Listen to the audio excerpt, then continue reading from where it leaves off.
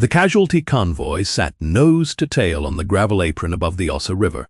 6 trucks loaded with wounded men and idling engines, waiting on the only bridge out of Halden Valley. A bridge that route clearance scouts had just confirmed, 3 hours from the nearest explosive ordnance team, with enemy mortar rounds already walking closer through the tree line on the far ridge. Sergeant Briar Holt picked up her toolbox, stepped off the running board of a 5-ton truck, and started walking toward the bridge. Nobody stopped her. For the first 4 seconds, nobody even understood what they were watching. A staff sergeant named Bo Lantry, the convoy's NCOIC, had his hand half raised in the universal soldier gesture for "wait, hold on, that's not," and then simply lowered it again, because there was nothing in the standard operating procedure that covered a motor pool mechanic in grease-marked coveralls walking calmly toward a bridge that 3 separate warning orders had just labeled a confirmed hazard. Behind her, 6 trucks idled with their engines running and their side panels painted with the improvised red crosses that meant every minute mattered twice as much as it would have mattered for cargo. Somewhere in the 3rd truck back, a young private named Ivo Stanek sat with both hands white-knuckled on a steering wheel he wasn't currently allowed to use, watching a woman he'd changed oil filters beside 3 days earlier walk toward the one structure in the valley that everyone else had just been ordered to stay 100 meters clear of. The bridge itself was a low, unremarkable span of concrete and steel girder crossing the Ossa, where the valley narrowed to its tightest point, the only crossing for 11 miles in either direction, which was precisely why someone on the other side of this war had spent real time and real risk wiring it to come down. Route clearance had found the first charge that morning during a routine sweep ahead of the convoy, a discovery that had within 20 minutes become 7 confirmed devices strung along the underside of the span, linked by a single continuous run, so that triggering any one of them would very likely take all 7 with it and take the bridge, and take anyone standing on it straight down into a river that was already running higher and faster than it had 3 days earlier. Command had done exactly what Command was supposed to do the moment route clearance called it in. They'd frozen the convoy short of the crossing, they'd pushed the report up the chain, and they'd put in an urgent call for an explosive ordnance disposal team from the regional task force 40 miles east. Given the terrain and the road conditions, worked out to 3 hours from the moment the call went out. 3 hours did not sound like a long time until you set it against everything else moving in that valley at the same moment. The Ossa River had been rising since before dawn, fed by 2 days of rain in the high country nobody in the convoy could see from where they sat, and a corporal running a hasty gauge check against the near abutment had already reported the water 4 inches higher than it had been an hour earlier.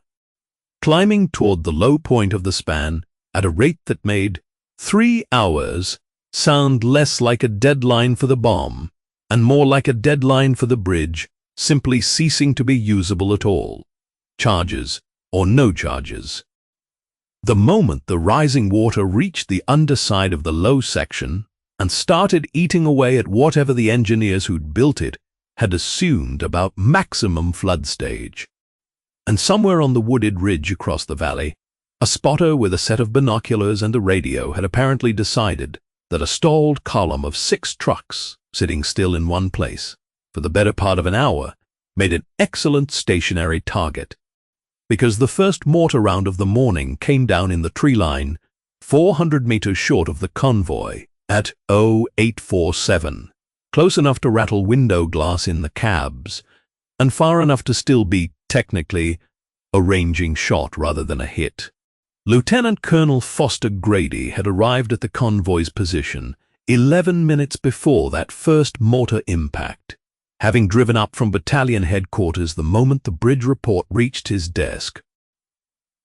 And he had spent most of those 11 minutes doing what commanders under pressure sometimes did when the actual problem in front of them had no clean solution yet. He'd found a smaller, more manageable target for his frustration, and Sergeant Briar Holt, standing near the lead truck, had been convenient. It hadn't been a long exchange.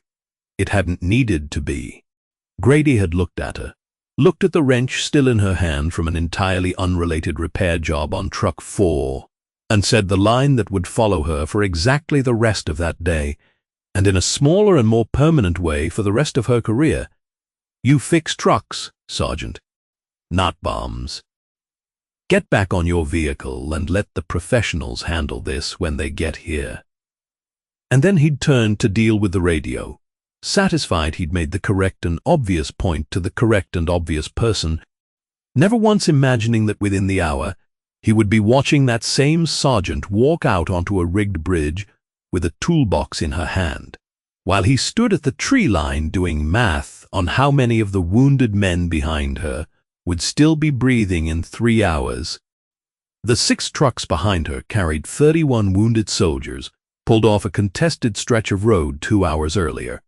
Men whose stability depended on things a bridge closure could never accommodate: steady transport, minimal jostling, and a clock that had nothing to do with anyone's patience. 2 of them, according to the medic riding in the 4th truck, were listed as urgent surgical, a designation that meant hours mattered in a much more literal sense than it did for anyone standing around arguing about procedure. SF Sibo Lantry had built that convoy's order of march himself before dawn, sequencing the most critical patients toward the middle of the column where they'd be best protected if anything went wrong on the road, and he had spent the last 40 minutes doing the one thing a good NCOIC could do when a crossing failed under him: keeping the wounded stable and waiting on a decision that wasn't his to make. He had not expected the decision to arrive wearing coveralls and carrying a toolbox, and he would say later that some part of him understood, the moment he saw her walking, that whatever came next was going to be the story everyone in that battalion told for years afterward. To understand why nobody on that convoy apron so much as reached for her arm as she walked past them, you had to understand who Briar Holt had been, on paper, for the 2 years leading up to that morning, which was to say, almost nobody special at all, and that had been entirely by her own design. She ran the battalion motor pool with a quiet, unglamorous competence that kept trucks moving and never once drew attention past the immediate problem of a stuck fuel injector or a cracked leaf spring, the kind of soldier whose name showed up on maintenance logs and almost nowhere else. She ate alone, more often than not out of unfriendliness, but out of a habit of self-containment that read, to most of the younger soldiers around her, as simple reserve. She kept a toolbox that was better organized than most command post radios. She never raised her voice, and she had exactly 1 photograph taped inside her locker door that nobody in the unit had ever asked her about, mostly because there was nothing about her daily life that suggested the question would lead anywhere interesting.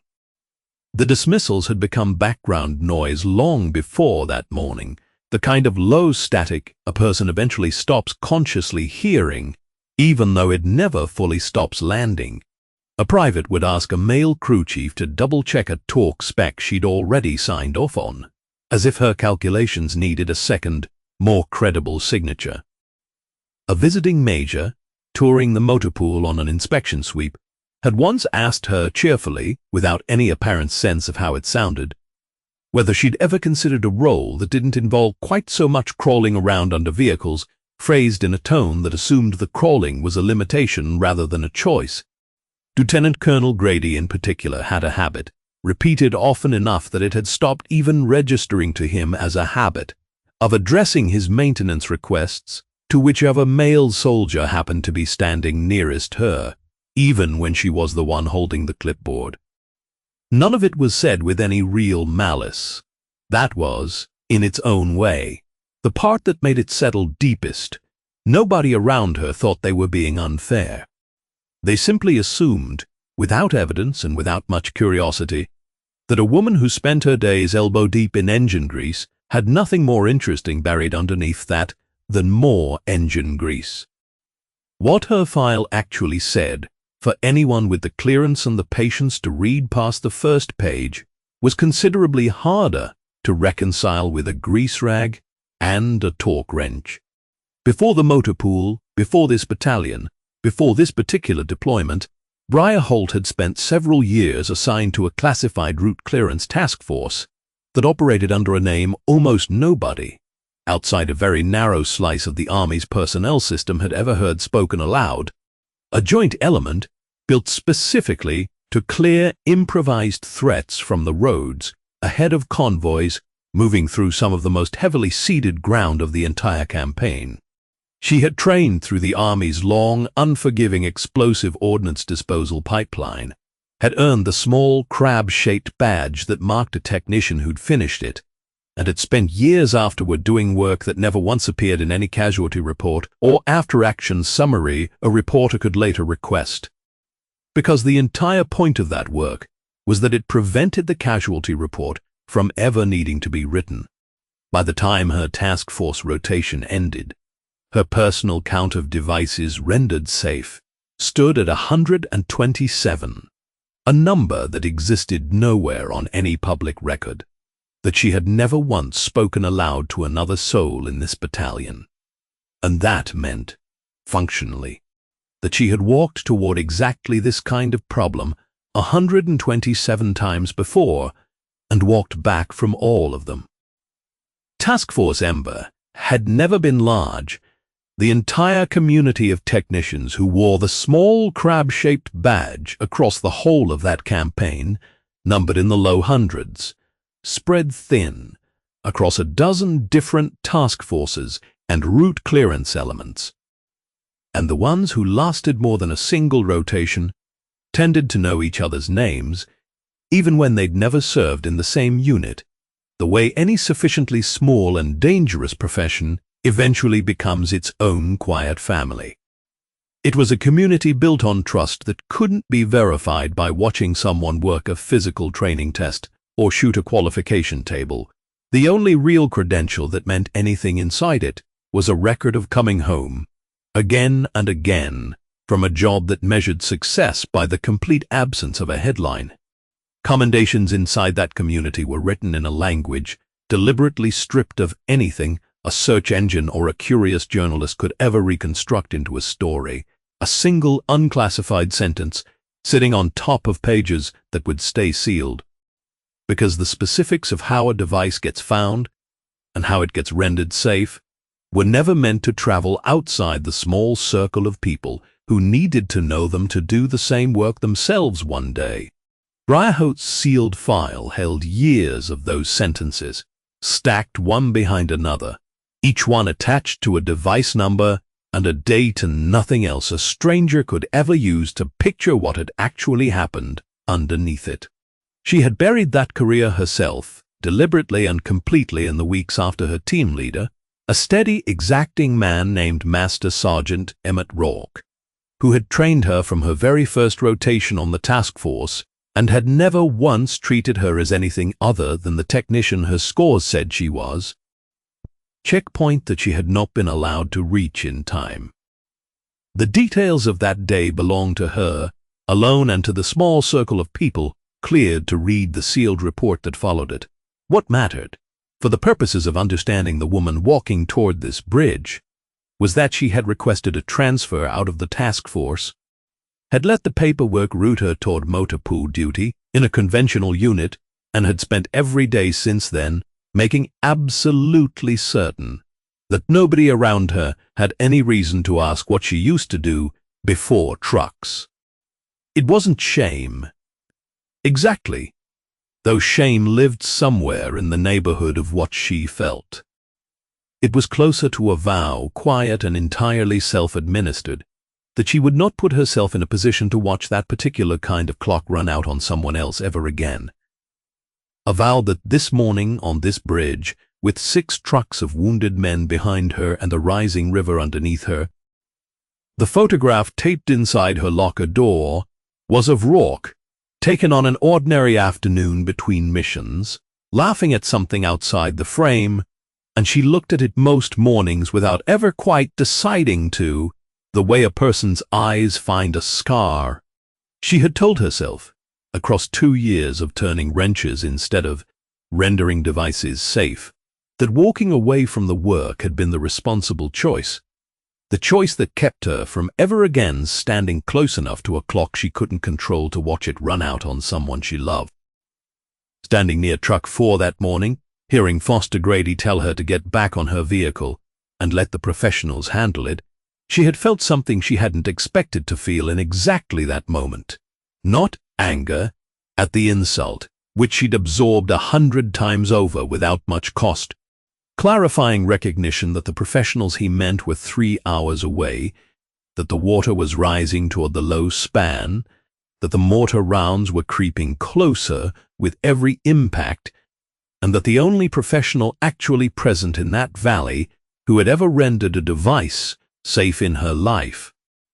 Lieutenant Colonel Grady's order, once the second mortar round landed closer than the first, was exactly the order any reasonable commander would give under those circumstances, and it was not, on its own merits, a bad order. Pull the convoy back from the bridge approach to whatever cover the terrain allowed. Keep the wounded stable, keep the trucks running, and wait for the explosive ordnance team that was, according to the last radio check, still a confirmed 2 hours and 40 minutes out on a road that route clearance itself hadn't finished sweeping. It was the correct answer to a textbook problem. The trouble was that the problem in front of Foster Grady that morning wasn't a textbook problem, and Briar Holt, standing at the edge of the convoy doing the same kind of fast, unsentimental arithmetic she'd been trained to do years earlier, understood the actual shape of it in a way that nobody else in that valley currently did. The math ran like this, and she ran it twice to be sure of it before she moved. 2 hours and 40 minutes at best, until the explosive ordnance team arrived, a number that assumed no further delays on a road that had already produced delays, which was not an assumption she was willing to build a plan around. The river had risen 4 inches in the last hour alone, and a corporal's hasty gauge check had put the current rate of climb on a track to reach the underside of the low span in roughly 90 minutes, well before any relief team could possibly arrive, by which point the question of whether the bridge could still be crossed at all would stop being a question about explosives and become a question about whether 6 overloaded trucks could ford a river running high enough to sweep a man off his feet. Mortar impacts were creeping closer at a pace that suggested a spotter making small, deliberate corrections rather than a wild scatter, walking the rounds toward a stationary target the way an experienced observer walked, rounds toward anything he intended. And behind her, in the beds of 6 trucks marked with red crosses that meant nothing to a mortar crew 2 ridgelines away, lay wounded men whose stability was measured in minutes, not hours, men for whom wait here and hope was not neutral. It was its own kind of decision, with its own body count attached, and nobody standing at that convoy apron seemed to want to say that part out loud.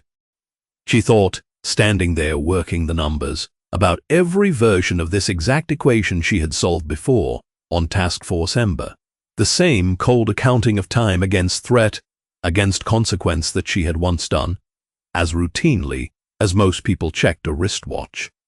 She thought about the specific weight of the phrase, "wait for the professionals," which sounded reasonable and safe, until you accounted for the fact that professionals arriving too late accomplished exactly nothing for the people who needed them now.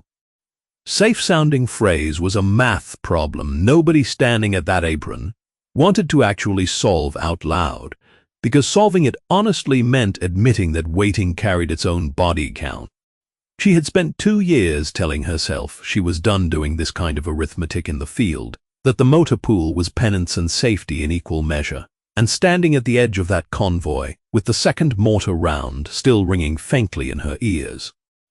She understood with total clarity that the vow she'd made after Rourke died had just run headlong into a version of the exact situation it had been built to prevent, except this time the clock belonged to somebody else, and she was the only person in the valley who actually knew how to stop it.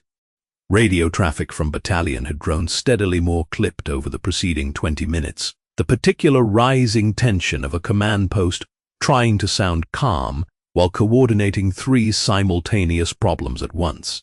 The mortar position that counter-battery assets were still working to locate, which had already slipped once from the original estimate, and a flooding forecast from the engineer detachment that nobody upstream seemed to want to say out loud in plain language.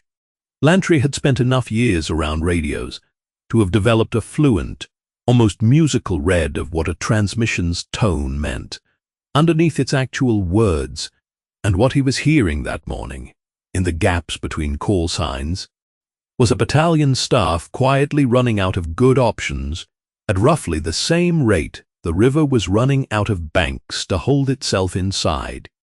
He had already begun, without being ordered to, sketching a mental fallback plan that involved fording the Ossa at a shallower crossing 4 miles downstream if the bridge became unusable, a plan that every soldier who'd actually looked at that swollen, fast-moving water understood would cost lives in its own right, just a different and less certain number of them. Staff Sergeant Bo Lantry found her a minute later, near the tailgate of the lead truck, and he didn't ask her what she was thinking, because the toolbox already halfway open in her hands answered the question before he could form it. Lantry had run convoy security long enough to have developed a reliable instinct for which soldiers under his charge were performing calm and which ones actually possessed it. And whatever he saw in Briar Holt's face, in that moment, hands steady, eyes already tracking the bridge's structure, the way an engineer reads a blueprint rather than the way a frightened person reads a threat, told him everything the classified section of her file would have told him if he'd ever been allowed to read it. He didn't call it in to Grady first.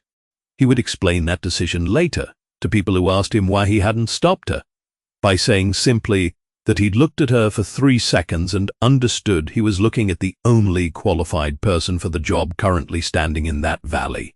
Colonel's orders or not, was recognizing exactly that kind of moment and getting out of its way. You know what you're carrying. Lantry asked her, nodding at the toolbox, not because he doubted the answer, but because some part of him needed to hear her say it out loud before he let this happen in front of 6 trucks of wounded soldiers and a colonel who was about to lose his mind. She met his eyes, and for the first time since he'd known her, he watched something shift behind him. Not fear, not bravado, something closer to a door quietly opening onto a room she'd kept locked for 2 years. Route clearance, EOD. Before this, she said, 4 words that would end up doing more explaining later that afternoon than any full paragraph could have managed. 127 of these, before I ever changed your oil filter. Lantry didn't ask a follow-up question. There wasn't time for one, and there wasn't really a need for one either. The number did the work a resume normally would have, landing in the small space between them with a weight that made the next 60 seconds move very fast. Lieutenant Colonel Grady reached the tailgate roughly 8 seconds after Lantry did, radio handset still half raised from his last transmission. And the sentence he started to say, something that began with, "Sergeant, get back to your," died somewhere in his throat when he registered that Briar Holt was already walking past the forward security position and out onto the gravel approach that route clearance had marked as the outer edge of the confirmed hazard area. For 1 full second, Grady simply stood there, caught in the particular paralysis of a commander watching a soldier disobey a direct order in a way that made absolutely no procedural sense and yet somehow radiated more competence than anything else happening in that valley at that moment. "Holt," he said, louder, the rank falling away because there wasn't time for formality. "That is a direct order. Stand down. EOD is inbound." And she turned, just once, walking backward for a step and a half so she could face him while she said it, her voice carrying none of the heat his had. "EOD is 2 hours and 40 minutes out, sir, on a road that isn't swept yet, "And the water reaches the low span in 90, she said.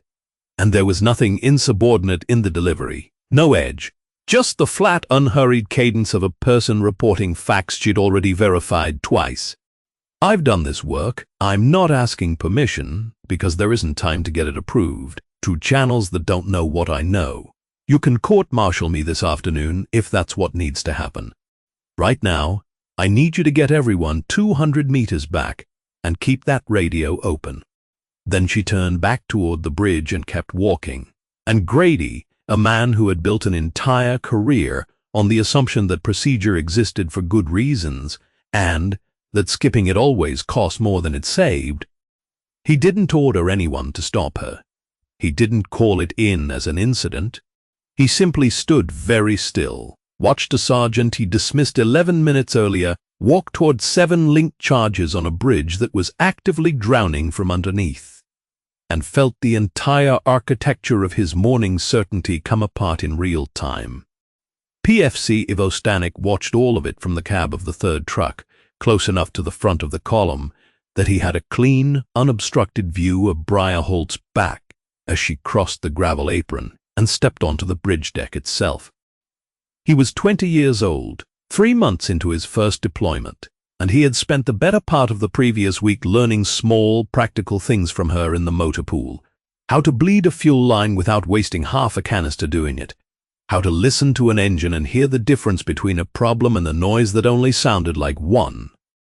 She had never once in all those hours said a single word about anything beyond trucks, and it had genuinely never occurred to him to wonder why a person that competent with her hands had ended up assigned to a motor pool instead of somewhere more visible, because visibility had never seemed like something she wanted. Watching her walk out onto that bridge now, toolbox swinging loosely at her side, spine straight, pace unhurried, in a way that looked less like calm and more like total, practiced familiarity with exactly this kind of ground. The way a puzzle piece he'd been holding upside down suddenly clicks into a picture he hadn't been able to see before. Behind Stanek, in the beds of the trucks stretching back down the gravel apron, wounded men who could still track what was happening around them watched too, some of them propped up on elbows despite the pain it clearly cost them, drawn by the particular gravity of watching one unarmed person walk toward the exact thing that had stopped their entire convoy cold. A medic moving between litters paused with a bag of fluid still in her hand, following the small figure out onto the bridge with an expression that mixed disbelief and something close to hope, in a combination that hadn't existed on that gravel apron in the previous hour. Nobody spoke much during those first minutes.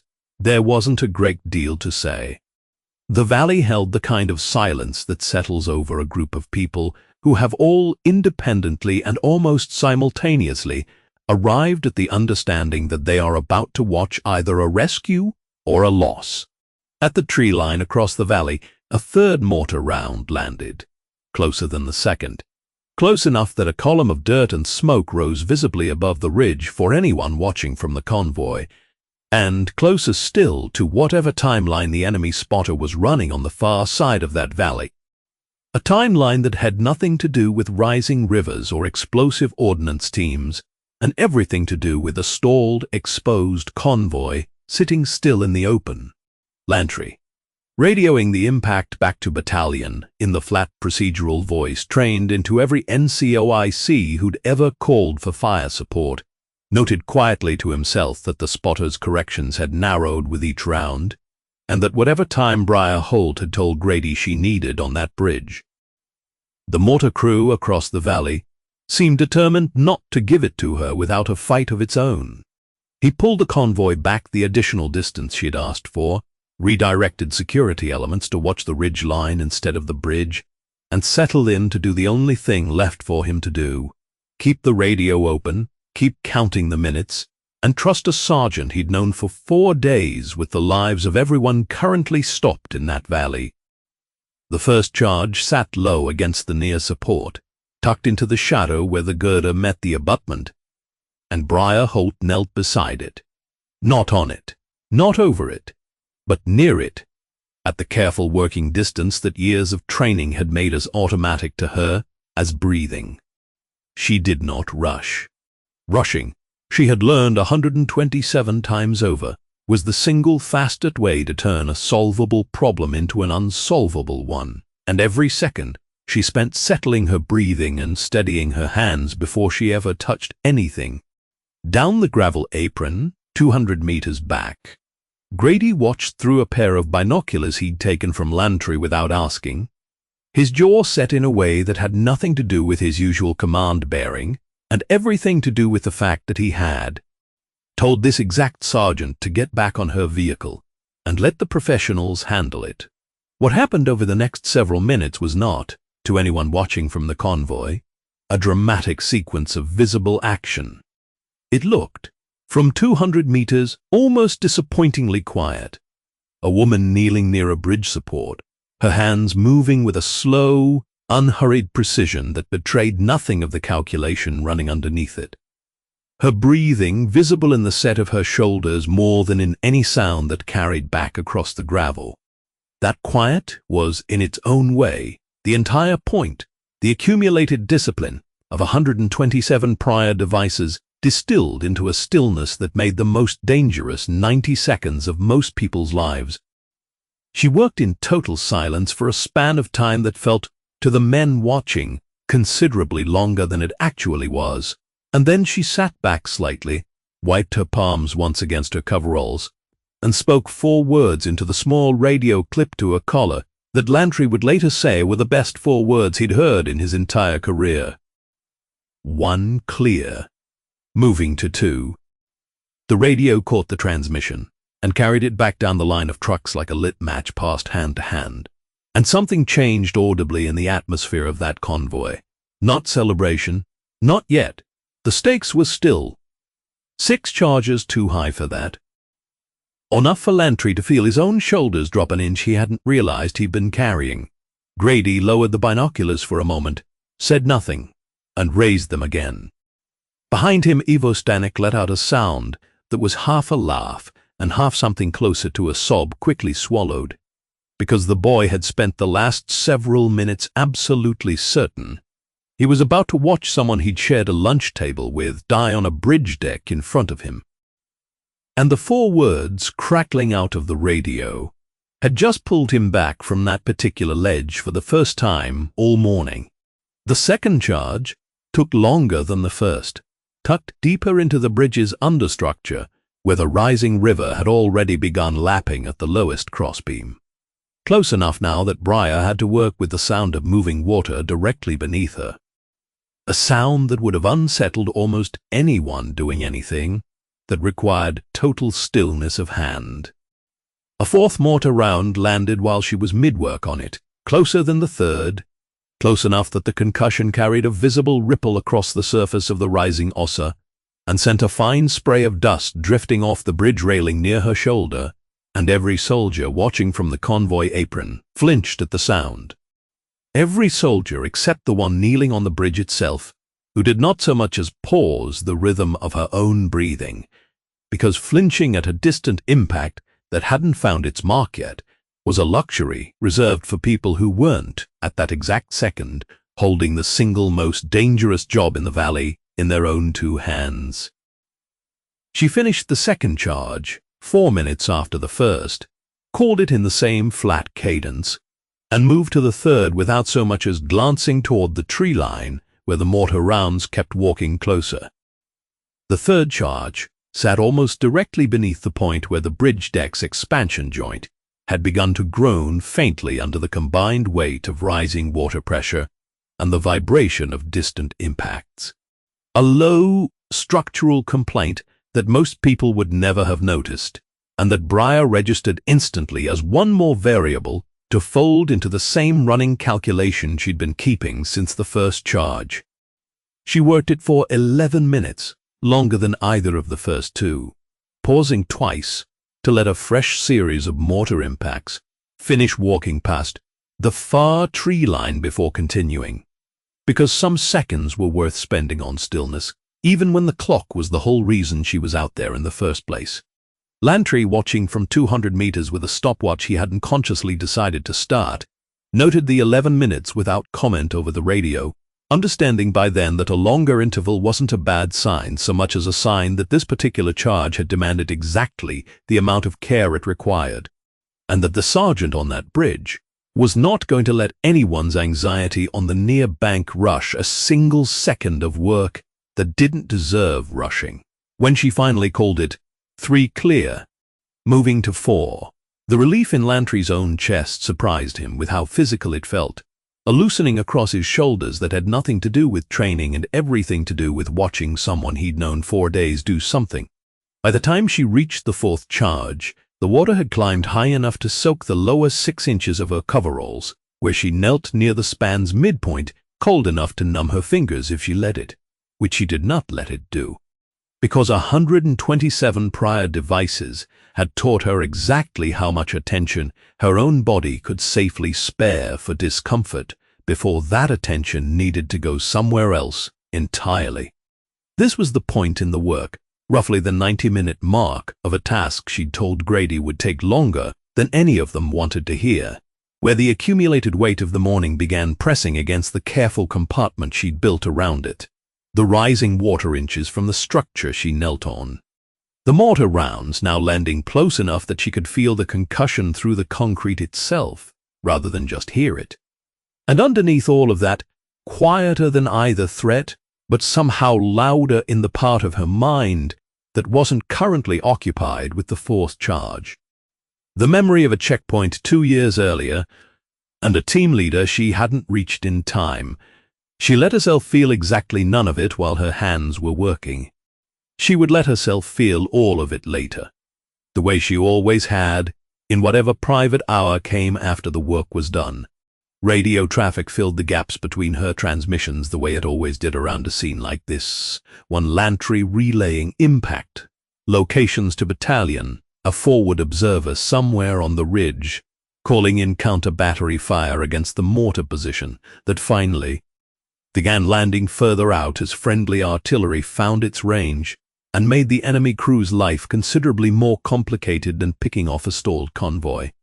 Grady got on the net twice during the 4th and 5th charges, not to give orders because he had run out of orders that made any sense to give, but simply to ask Lantry for a status update in a voice that had lost every trace of the certainty it carried that morning. Somewhere around the 5th charge, a runner from the medical element reported that 2 of the more critical wounded were beginning to show signs of real deterioration, a detail that traveled down the radio net and reached Briar Holt exactly once, exactly as much information as she needed, that anything past that single fact would only cost her the concentration those same wounded men needed her to keep.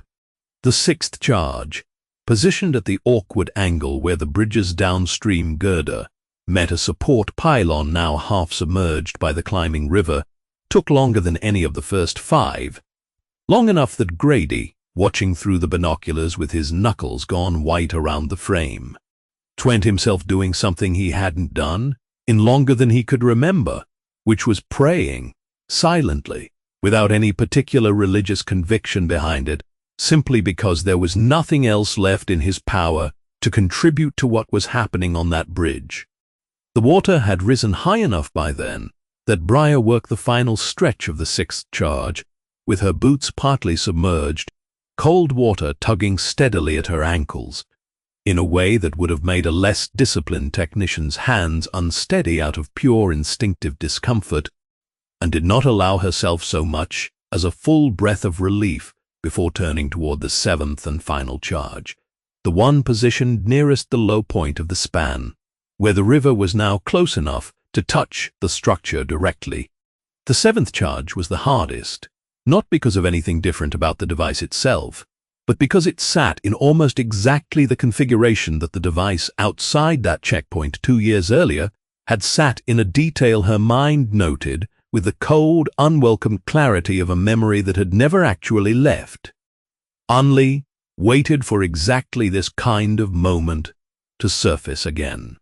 For 3 full seconds, kneeling at the low span with the river inches from her hands, and a mortar round from the retreating enemy crew still occasionally landing somewhere behind her, Briar Holt did not move at all, caught in a stillness that had nothing to do with technique and everything to do with grief.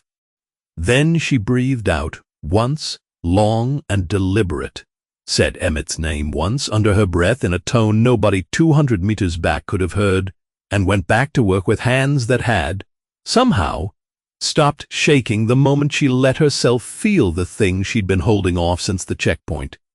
6 minutes later, the radio carried her voice down the line one final time, steadier than it had been on any of the previous 6 calls. 7 Clear Bridge is yours. Move the convoy now before that water climbs any higher. The convoy crossed in a controlled, urgent line 11 minutes after Briar Holt called the 7th charge clear. 6 trucks rolling across a bridge deck still damp from the rising Ossa, engines straining slightly against the grade. Wounded men in the back, holding on to whatever they could reach as the trucks bounced over the same concrete she had just knelt beside for the better part of 3 hours. She stood at the far rail as they passed, toolbox back in her hand, coveralls soaked to the knee, and streaked with a morning's worth of grease and river water in equal measure, and watched each truck go by without saying much of anything because there wasn't much left in her in that moment to say. Ivo Stanek, driving the 3rd truck through the line, caught her eye for half a second as he passed, and lifted 2 fingers off the wheel in something that wasn't quite a salute and wasn't quite anything with a name. Just a boy telling a woman he'd learned more from in one morning than in his entire life up to that point that he had seen her, and understood, at least in outline, what she'd just done. Chief Warrant Officer Hugh Ostrander arrived with his explosive ordnance disposal team 18 minutes after the last truck cleared the bridge, having made better time than the original estimate on a road that route clearance had, by then, finished sweeping properly, and he found the crossing already empty of both threats and the convoy that had needed it. A debrief that normally would have opened with urgency, instead opening with a kind of confused, cautious relief that took him several minutes to fully process. He walked the bridge himself before he said much of anything to anyone, moving along the same understructure Briar had worked for 3 hours, inspecting what remained with the slow, professional eye of a technician who had spent years learning exactly what good work looked like when he found it left behind by someone else. He found 7 positions, each rendered in a manner that told him more clearly than any report could have precisely how the work had been done and precisely how much skill it had taken to do it under a rising river and incoming mortar fire. He found Briar Holt sitting on the tailgate of the lead truck a few minutes later, wrapped in a blanket someone from the medical element had given her, hands finally allowed to shake now that there was nothing left requiring them not to, and he stood in front of her for a long moment without saying anything at all. The particular silence of one technician recognizing another technician's work well enough that words felt almost beside the point. "Task Force Ember," he said finally. Not quite a question, because the signature in her work had told him that much before she ever confirmed it. 127. Before this, she said. The same 4 words she'd given Lantry hours earlier, and Ostrander looked at her for one more long moment, came to attention on a gravel apron, still smelling faintly of mortar smoke and river mud. Dine act so far outside normal protocol between a chief warrant officer and an enlisted soldier that the 2 junior technicians standing behind him exchanged a look neither of them would ever fully be able to explain to anyone. Lieutenant Colonel Foster Grady called the battalion together that evening back at the outpost, every soldier who'd been part of that convoy still carrying the particular exhaustion of a day that had asked more of them than most days ever did. And he did something that nobody who knew him from that morning at the tailgate would have predicted from him 12 hours earlier. He stood in front of the formation, holding a single printed page, the one unclassified line from Briar Holt's sealed personnel file, a line that had sat, unread and unremarkable in a record system for 2 years until that morning made it suddenly the only sentence in the entire battalion that mattered. and read it aloud to every soldier standing in front. Do doff him distinguished service in explosive ordnance disposal operations. Details classified. He let the sentence hang in the evening air for a long moment before he continued, and when he spoke again, his voice carried none of the certainty it had carried at the tailgate that morning, only the plain, unadorned respect of a commander who had spent an entire day watching a woman he'd dismissed prove herself the most capable soldier in that valley by a margin nobody would ever need to argue about again. He did not apologize in front of the formation, not in so many words, but every soldier standing there understood exactly what the reading of that line was, and Briar Holt, standing near the back of the formation, still in the same coveralls she'd worn onto the bridge, without needing anything more than what had already been said. Later that evening, after the formation had broken and most of the battalion had drifted back toward the mess tent and their bunks, Foster Grady found Briar Holt alone near the motor pool, running a final check on the same fuel line she'd been working when he'd told her to get back on her vehicle that morning. He didn't rehearse. He simply stood there for a moment, the way Ostrander had stood in front of her hours earlier, and told her that he'd been wrong, plainly, without qualifying it or wrapping it in the language commanders usually reached for when they needed to soften an admission like that. She told him it was fine, out of habit more than conviction, and he said, quietly, that it wasn't. That a soldier under his command had spent 2 years absorbing exactly the kind of dismissal he'd handed her that morning. And she didn't argue with him, and she didn't fully accept it either. She simply nodded once, told him the fuel line was fixed, and went back to closing out her tools for the night, because some debts, she'd learned a long time ago, only ever get repaid in how a person is treated going forward, not in anything said in a single evening. The next morning, before the sun had fully cleared the ridgeline, Briar Holt was back under a 5-ton truck in the motor pool, a torque wrench in one hand, and a maintenance log balanced on her knee, exactly where she had been every morning for the 2 years before yesterday.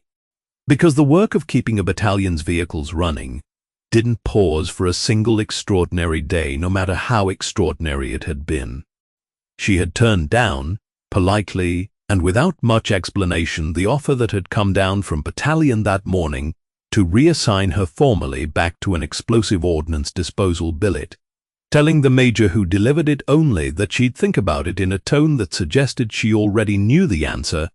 PFC Ivo Stanek found her there an hour later, crouched beside the same truck, and stood at the edge of the bay for a while, before he worked up the nerve to say what he'd apparently been carrying since the bridge. "Sergeant," he said, "would you teach me, not just the trucks, the other thing too, whenever you're ready to talk about it?" She looked at him for a long moment, the same steady, unhurried look she'd given 127 devices before this one, and told him that the trucks came first, because a technician who couldn't be trusted with an engine had no business being trusted with anything more dangerous than that. She'd teach him the rest. It wasn't a promise made loudly, and it wasn't meant to be.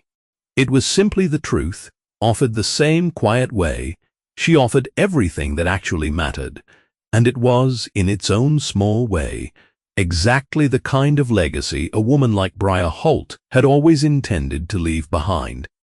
If this story held you the way it was meant to, do the thing that actually helps a small channel keep telling stories like it.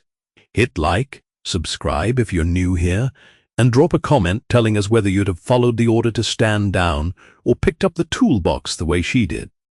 We read every single one, and we've got more stories like this coming, about the quiet, overlooked people who turn out to be exactly who you needed, standing on the bridge when the clock ran out,